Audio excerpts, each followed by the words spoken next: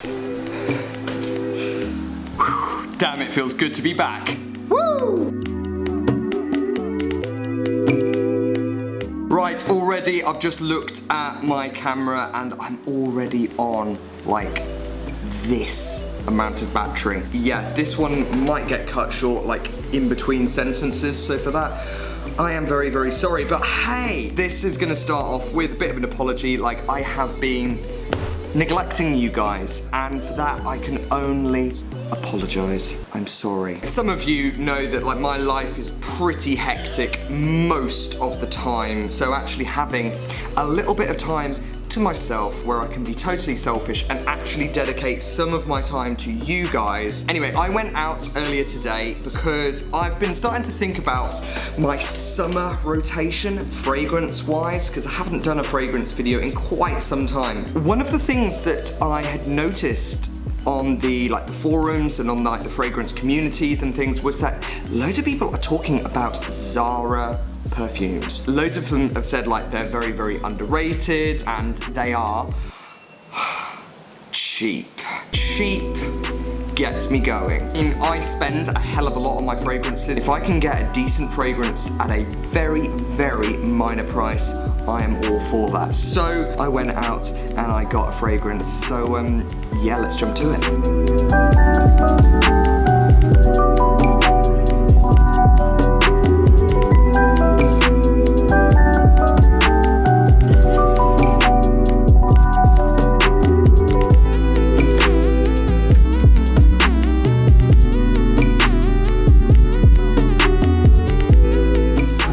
Pause could not have come at a better time, because my camera literally just then went like and died. This is what I picked up. I tried it like 2 days ago, and like my head was just turned and I was like, oh my god, like that's amazing. And I could not believe it. And also I could not believe this, the price. £13 for 100 mils. That is unreal. So I'm gonna do, just because I feel like treating you guys, a bit of a impromptu unboxing, and also I'm going to then rate this fragrance. I'm very, very excited about this. So yeah, let's just get to it. This one is called Rich Leather. On the back, it then has pink pepper, cedarwood, and vibrant leather. Right, how the hell do you actually lift that up there, like so? Aha. Right, then, 100 mils of this beauty. Let's do it, let's just give it a go. Oh my god.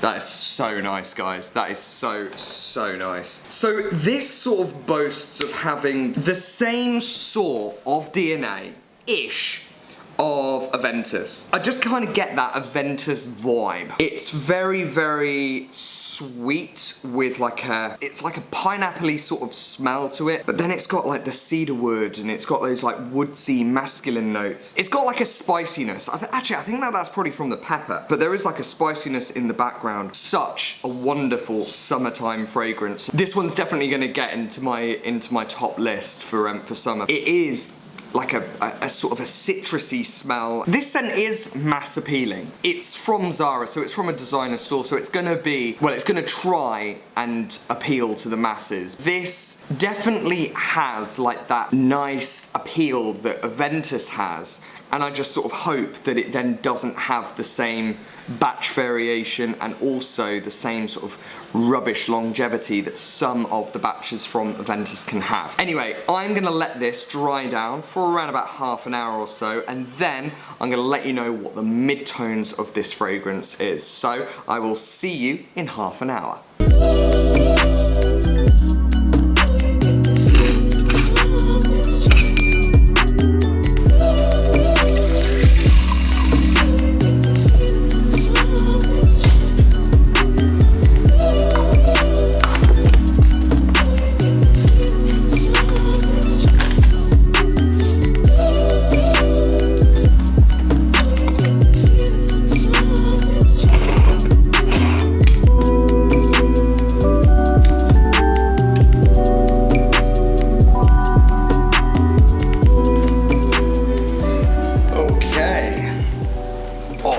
So just while my coffee is brewing, I thought I'd then let you know what the mid notes of this fragrance is. So Zara's Rich Leather is still really, really pungent. I do get that sort of pepper note coming through. I also get a little bit of leather. Do not be put off by the name. Rich Leather I tend to think is more of like a winter scent, and it's going to be very sort of like spicy and very comforting and very warm, whereas actually this I think makes a very nice summer scent. It's quite cool, it's quite refreshing with then those sort of masculine notes underneath. The projection of this is still fantastic. The longevity seems to be doing quite well at the moment, but I'm gonna then finish my coffee, have maybe a little bit of a chill, and I will then be back for the base notes in around about an hour's time. So I'll see you later on. All right, take it easy, bye-bye.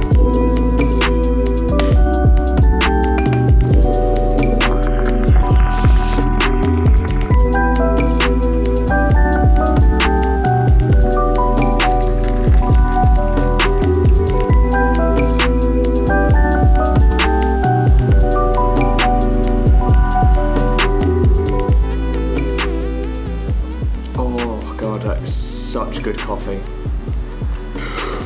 Right, so it's been around about an hour after I then sprayed this bad boy, and it is still really, really strong. This is amazing. I cannot believe I've only just come across this. Where have you been? There were a couple of people saying like, oh, you should maybe do like a budget sort of range on your YouTube channel instead of just going for like the niche. And I will be honest, probably about a year ago, I was a bit of a niche snob. Like, if it wasn't niche, I wasn't interested. That was wrong of me. I just cannot believe how good and what sort of quality these sort of fragrances are. I think I am going to go and do like a budget sort of version of fragrances, just so then you can sort of see what is out there and what I sort of recommend when you are trying to save the pennies, as I always try to do, but never quite manage. The dry down of this, you get more of the leatheriness to it. It's still very fruity though. The name Rich Leather, it's kind of misinterpreted. I do get leather notes here, but what I mostly get is actually the fruitiness. This has shocked me, but in a very, very good way. The projection of this is insane. I do know that it is a eau de parfum concentration. There is speculation on that. There are quite a few people that say eau de toilette, eau de parfum, it makes no difference. And I do understand that and I respect that. But I do sort of get that it is a stronger scent, and probably one that you wouldn't then get if it was an eau de toilette concentration. But this, wow, this is like one of none. I do know that in Zara there are a couple that are very similar. This one, the Aventus clone, it is not identical, but it is very, very similar, and I think it would garner the same sort of reaction. Right, so it wouldn't be a proper fragrance review if I then didn't give it a rating. So here we go. I'm going to put it through the test just like what I usually do for fragrances. So number 1, presentation.